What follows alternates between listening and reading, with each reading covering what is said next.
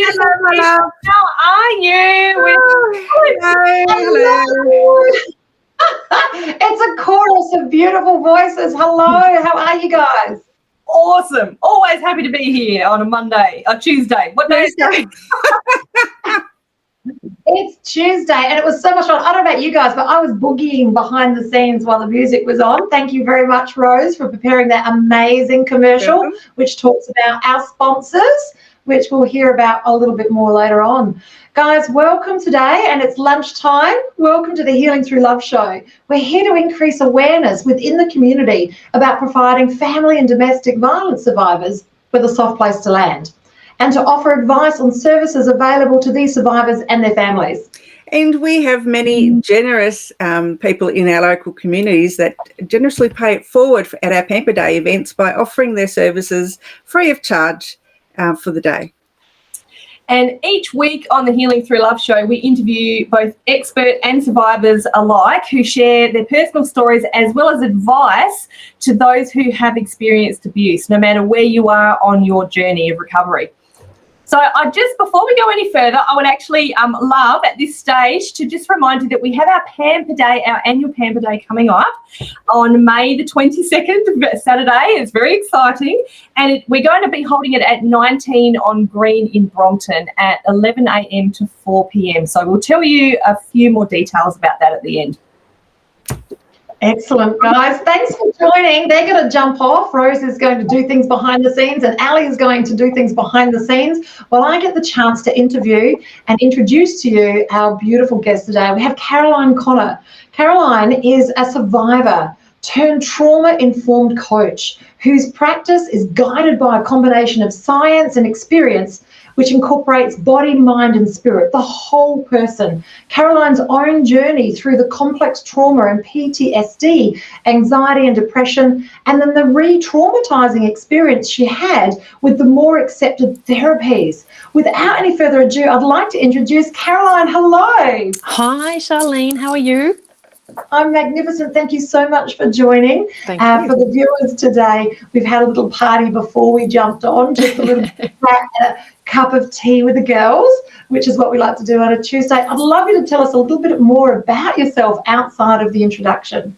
Okay, so I came to this work, and this is my purpose and my passion, basically through my own experience, which I think is how a lot of people come to this work as well.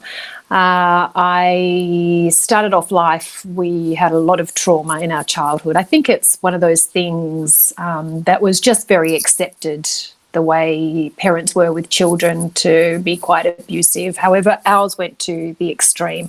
And I don't mean that in a flippant or a blaming sense. I think it's just something that's come from hundreds of years of human evolution. And my own experience, though, as I said, was quite extreme. My mother passed when I was 4, and we had a housekeeper come to look after us. And between her and my father, there was not much that led up. And unfortunately, when I was 22, it culminated in my elder brother shooting and killing 4 girls. And I know that's, a really extreme example, extreme situation, but it was an extreme childhood for him, especially for him. He copped the worst out of all of us. So we sort of, if you want to do the ACEs study, which is the Adverse Childhood Experiences study, and I have 10 specific markers for that, but that a child, might go through before the age of 18. I'd had 7 by the time I was 6. So we were, there was sexual abuse, there was physical abuse, there was emotional abuse, there was spiritual abuse, there was every sort you could imagine. We had it done to us, we witnessed it done to each other. And I think what it gave me, especially when my brother committed his crime, was I knew deep within my soul that none of that would have happened if he hadn't have gone through what he went through as a child. And he definitely copped the worst out of all of us. And so it gave me a real appreciation of the flow-on effect of what happens with domestic and family violence, and how it does literally affect the whole of society in ways that we just don't really comprehend, And I look at prisons now and just realise most of them are just big trauma asylums that we just throw people in at. Not that I'm saying that they should be forgiven for their, what they've done or all the rest. I mean, you know where I'm going with that. It's such a complex sort of topic to actually delve into. It's not a single layer of my parents abused me. It's generations of abuse within families. It's generation of abuse within culture, within a patriarchal society, all that sort of stuff. So it's a really complex and full-on topic. And I've yet to meet anybody where it's just started with one level of the family. Does that make sense? It's always, when you delve deeper, it's always, well, yeah, my father, his father either went to war, and he came back and he was different. And then his father, well, he was an immigrant, and, he was very brutal. And so the more you delve in with people, the more you realise it's just not one layer, it's just something that's quite a lot deeper. I hear you on every level. And maybe another subject for a different day, but do you feel that maybe as a human race that we are evolving now so that we can see and bear witness to what's happening, and we can now live as victors and change the way we process and move forward and be different for our children, not just individually but as a community? Do you feel it's time for a change? Oh, I do. And I think in some ways the internet we can actually thank the internet. And don't get me wrong, the internet has got a yin and a yang, a duality to it. But I think what it's enabled to do is, I know that when I first started going through my healing journey, I did all the right things. I went to all the right people, so to speak. And I'm 56 on Sunday, so I've been on this journey for so I've been on this journey since, my early 20s. And back then, I think what a lot of people don't understand is that childhood trauma especially just wasn't understood. It wasn't even acknowledged, as being a thing. It wasn't until it was really coined in 2014 that it started being more accepted. But for all those years, I was doing all the right thing, but I was coming out of those, psychiatrists and psychologists and counsellors, and I was more churned up than when I walked in, purely because I would spend that time talking about it. And they would want me to, they would be trying to reframe for me. And it was all in that they meant well, but they just didn't have the skills to deal with trauma because it wasn't taught, because it wasn't understood. So out of pure desperation, I went to a spiritual healer, and I wasn't just re-traumatised for days. I had full-on PTSD where the world was just spinning around me, and inside of me there was this person stuck going, just this scream that was like a permanent thing down my spine. So I was re-traumatized for months after I would go to these sessions, and everyone just kept saying, "Oh, it's just you just need a different person. It's just the wrong person." Like it was a personal thing or a rapport thing with the actual practitioner. And then I went to this spiritual healer, and she actually introduced me to EFT. And it was the first time, because I kept saying to everybody, I don't want to talk about it anymore. I just want to feel better. And it was the first time when I went through, she took me through EFT, that I actually felt better. It was like, oh my God, something shifted, something moved. And we now understand what that is, and the nervous system and all the work that's being done on trauma, what that actually is now. So that was the first time I went, oh my God, I've got to start studying. And, so I've done decades of everything from spiritual healing to energy work to the more practical things like hypnotherapy, EFT, and the stuff that I now study. But it also was really interesting too, because there were a lot of people that scoffed at that. And a lot of people that sort of looked down at me for my desperation. And I sort of find this really interesting way of dealing with it, because if I got stuck in the desert and drank my own pee, I would be a hero. Do you know what I mean? Or, or if I, like that guy who that movie was done about, who cut off his arm, right? I would be an absolute hero. But to actually go out there and find something that actually worked for me seemed to cause a lot of people embarrassment. Now we know 30 years later, with all the studies done on EFT, that it's just an amazing modality, and it does work on soothing the nervous system, and it does work incredibly well. And it saved my life. Like, I was literally suicidal at that time. I would dream of driving down the freeway and just turning my car into the balustrades on the side. Like, it was just a common thing. And my moods were up here and then they were down here, and I had nightmares constantly. I suffered rages. Like, I was living the full-blown textbook case of complex trauma and PTSD at that stage. And it was the only thing that brought me any sort of relief.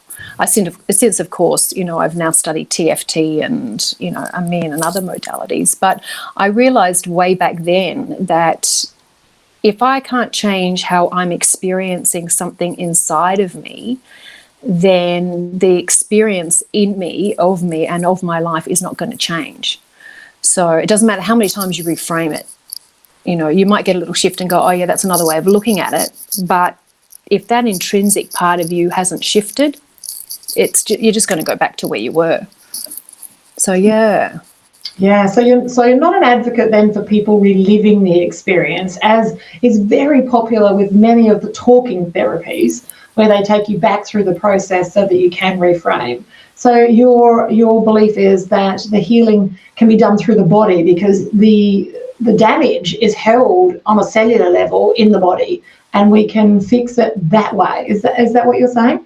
Yeah, so what's really interesting, and a lot of people don't understand this, is that we have a left and right hemisphere of our brains, and in the middle is an area called the corpus callosum. And I'll apologise for anybody, if I had a diagram, pen and paper, I should have diagrammed this out. But what happens is, when we're in a whole brain state, our life is working optimally and we feel well. And by a whole brain state, it could be as simple as one of those mornings when you've jumped out of bed and you've, cooked a week's meals, cleaned the house, done all the washing, and it's only like 11 a.m. and you're on fire. So it's something as simple as those sorts of days. And we all have them, even if we've got traumatized days or not.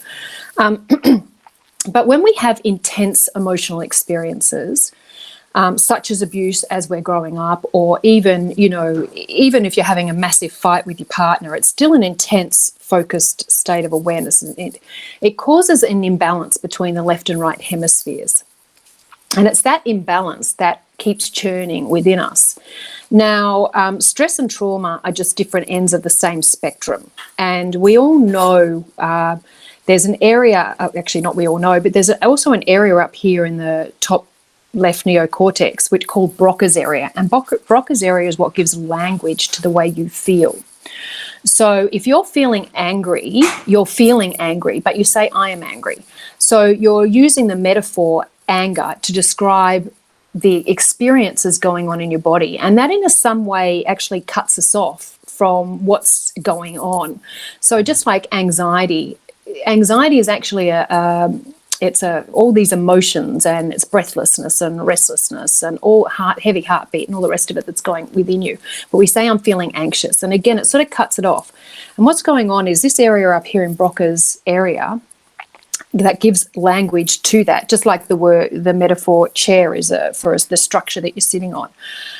But stress and trauma are different ends of the same spectrum. And we know that when you're stressed, can you think clearly? No. So Broca's area is actually shutting down, and anybody who's been traumatized knows that they can't think at all. You just go into this like bubble of, where you just can't think. And that's because Broca's area is shut down completely. So most of the work that's being done in a language, it's being done in an area that's not even online when you're stressed or traumatized. So trauma goes much deeper than the languaging parts of the brain. It actually goes to the reptilian, to the survival parts of the brain, and to the body, which is your nervous system.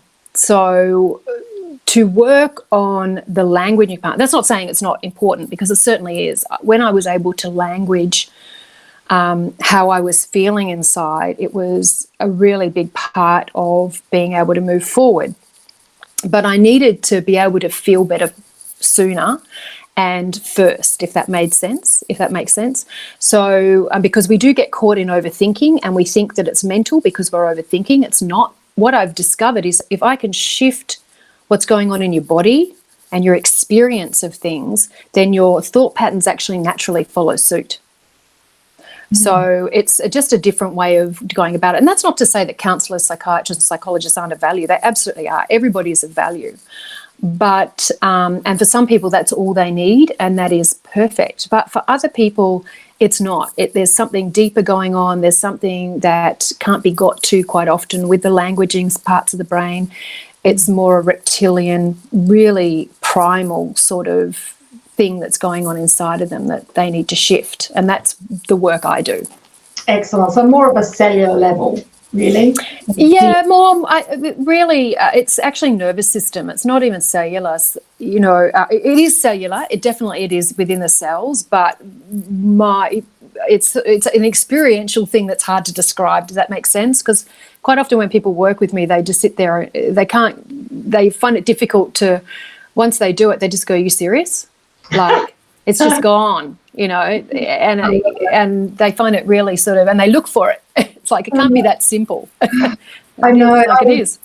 I was trying to explain to someone that I had to go see a Tibetan pulsar, and to explain what it is that they do and what they do and how they do it. There's no language around what they do in that space. So it's something that you need to go through and experience that. And I think that we doubt a lot of this because we've tried things before. We've spent time, effort, energy and money on programs and seeing people, and we're told these were the experts in our field, and often we've come away feeling worse. And then where does that leave us? So I love the idea that you're going deeper and bringing all of these modalities and marrying them together to create a really unique style of healing. So if I was to come to you with a challenge, would it start with a talking therapy to discuss as to where we are and what's happening? Can you paint a picture for us? Yeah, so I actually give people a writing exercise, and it's specifically designed. Writing is one of those, I hated writing before. I would always groan when somebody would say, "Can you do a writing exercise?" But it's actually extremely cathartic and a really great way of resolving things, you know, even if you have to write 1,000 pages because you're just screaming, you know, which was what was happening to me when I first started doing this stuff. But there's a writing exercise that I do that is designed literally to bring out what's going on unconsciously for you. And so I will have a conversation with you because I also, don't know which modality I will use with you. I find people are unique. And what works for one isn't always appropriate for somebody else. If somebody's coming to me with, you know, and sorry if this is triggering for people, with a rape, you know, then I am going to use a different modality with that than I would with somebody who's coming to me with anxiety, if that makes sense. Unless, of course, the anxiety was caused by that. So I really need to have a conversation with somebody and also to work out what other modalities they've done before.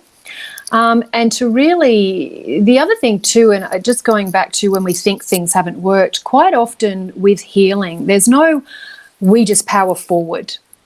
There's always steps back.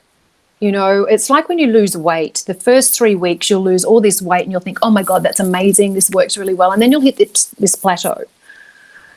And this plateau it's almost like that's the next hurdle, is the plateau. And, you know, if you get over that plateau, you'll start to lose more weight. If you lose hope, you'll say, it doesn't work, it doesn't work, it doesn't work, and you'll stop and you go back to where you were. And healing works a little bit like that as well. So I might have people who come to me and they'll have amazing sessions, and then they might have 2 sessions where it's like, because they had these amazing sessions, they're comparing it to that. And it's just sometimes that's how healing goes. It's 3 steps forward, maybe 1 step back, 4 steps forward, maybe 3 steps back. That's sort of how it goes.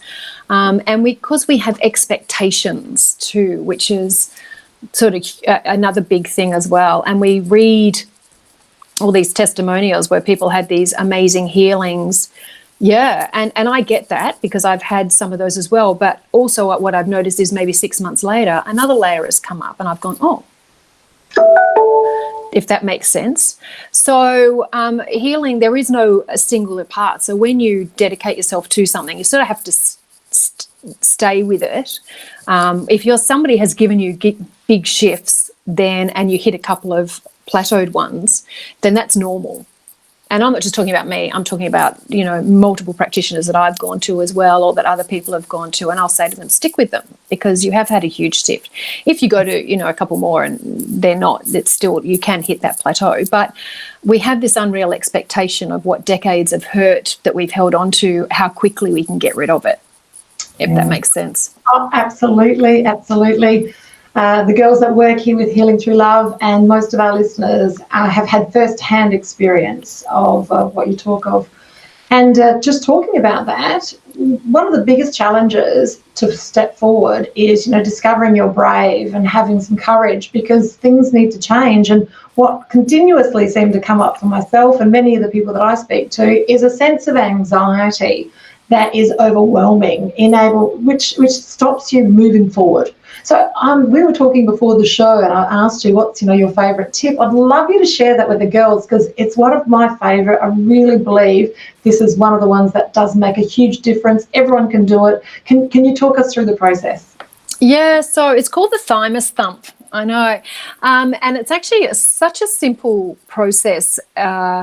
It's based on we have a gland in here, and it's called the thymus gland.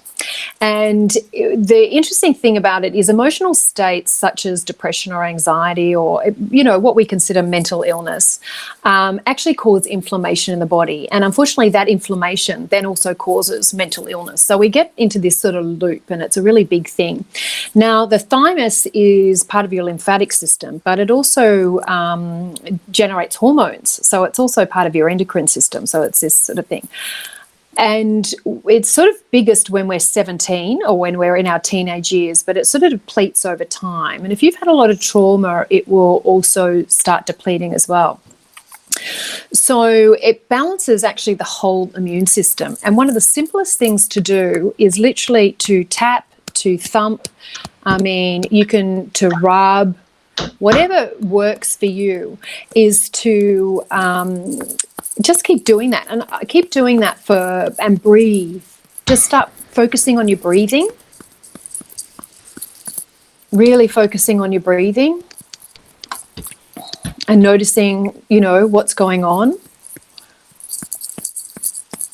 And if you keep doing it, you've got to keep doing it for probably 2 to 3 minutes. Sometimes I do this in the shower. Sometimes I do this when I first wake up in the morning, because quite often if you've had trauma or you are anxious, it will be one of the first things you'll feel in the morning is anxiety. You'll start to worry about the day. You'll start to feel anxious about getting out of bed. Like that, I get that anxiety. And especially if you've had nightmares the night before or terrible dreams, you'll wake up feeling them. So one way is to just keep thumping this. It's also known as your happiness point. Yeah. I've got another one. We won't do that here. It's a PG show. Yeah. So, and interestingly enough, when you're shocked, you'll go like that. Yeah. And even Tarzan. Oh. And it also works really weirdly is if you're about to go to the gym and you want to do a really good workout. This is a way to really pump up your energy. But if you do it for long enough, and I'm talking 2 to 3 minutes, and focus on your breathing and focus on that, a sense of joy, you'll start to get this subtle sense of happiness. And it might take time. If you haven't done this before and you're not ready, it might take time to do it. It's just something you need to persevere with. But it's a great way to wake up in the morning and to really start saying to yourself, as you start feeling that sense of joy, is I love myself. I do. I love it. I'm going to enjoy my day today. Like really, yeah. And just start doing some positive sort of affirmations or beliefs about the day. I am a great person. I am safe. I am safe is a huge one. I knew it was a huge one for me, but and I know that it's a huge one for my clients, but I am safe. I love it. I have got to tell you that it did end badly for me on one occasion. So it's one of the prep things I do before I go on stage. And before I do my Anthony Robbins power move. And I was mic'd up and I didn't realise. Oh, no. Yeah, so make sure you're not mic'd up. Your mic's not turned on. Actually, I was just hitting mine with my mic right beside me. Was that coming out to everyone? No, that's okay. We can hear it. It's beautiful. So, there are times and places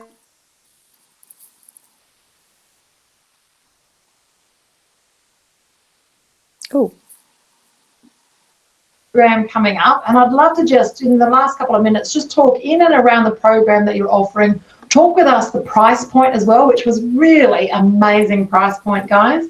And who's it for? How long does it go for, and how does it get delivered? Yeah, okay. So this is a program I've developed. One of the things I've realised through working with trauma, as I said before, we can easily get rid of events that cause you trauma and PTSD and all the rest of it. But it's that sense of you inside that has been wounded, that sense, that really deep sense, intrinsic sense of who you are as a person, who you are as a being. Because at the end of the day, we're all humans being. So so I realized that the price point for a lot of people coming to see a practitioner can end up being thousands, and it just can when you're dealing with complex trauma. So I was trying to think of a way where I could help people get there a lot cheaper and enable them to connect with their inner beauty, experience that joy without unpacking the years of hurt. So I've developed this program. It's 2 hours once a week. It'll be starting in March. I haven't got the exact date yet. Wednesday nights from 7 o'clock till 9 p.m. That's Melbourne time. And it's 2-hour sessions of me working with you, taking you into the space, getting you to meet your inner I, and really understanding who you are with infinite intelligence, and being able to work with your infinite intelligence and your own innate sense of self, and really experiencing clearing years of gunk over these 2-hour sessions over Zoom. There's also probably going to be about 3 weeks of bonuses as well, so it's probably going to go for about 10 weeks. The sessions are designed so that you can listen back to them and work on anything that you want. So once you've done the session, doesn't mean that that's all over. It means if you've got other things that come up, you can keep going back over those sessions. So you'll have a lifetime access to them as well. And there'll be workbooks that will enable you to each week will jog the particular thing that we're working on. So whether it's beliefs, we'll work on beliefs, we'll work on emotions one week. There's quite often things people are really chogged up with, a lot of stuff that they've wanted to say over their life but they haven't said, like unfinished communications. There's all sorts of things that go on in people that I've identified as major sort of blocks to getting in touch with who they are. And so this is designed to do that. So it's $450. I will release it later on at a much higher price, but for this inaugural one, I'm doing like a case study, and for $450 for the 7 weeks. That's fantastic. Now, to get information about this, guys, just have a look in the body of today's, the text above us, basically, and you'll have links there. We can also find it on your Facebook page. Is that right? Not as yet, but you can contact me on my Facebook page and let me know if you are interested, and I will send you details. I'm still putting the finer details, all the bonuses and things like that together. So once I have that, if you just send me an email, I'll just make sure you're on the list to send that out to. Excellent. And her details are rolling across the bottom of the screen. Caroline, thank you so much for an amazing 30 minutes. I could talk to you all day. You're amazing. It's been a privilege and a pleasure to share this space with you, and thank you for the work that you do in this space, because together we're more. Yes. And we can not just heal ourselves, our family history, we can heal those moving forward. So it's fantastic. Thank you so much for joining us today, Caroline. Thank you. See you later. Thank you, Caroline. Guys, thank you so much for joining us today. It's been a privilege and a pleasure to share this space. Now, Ali told you about the 22nd of May here in Adelaide. We've got our next Pamper Day. So if you're listening to us today and you yourself are a survivor, then come along and be pampered senseless in this space, and it's all for free. If you are an exhibitor, someone who wants to pay it forward in this space, please reach out. We are still looking for a few more exhibitors. And we're looking for you to share the love in this space. Guys, it's been a privilege and a pleasure. It's 11 o'clock till 4 o'clock on the 22nd of May. I look forward to seeing you there. You've got this. Bye for now.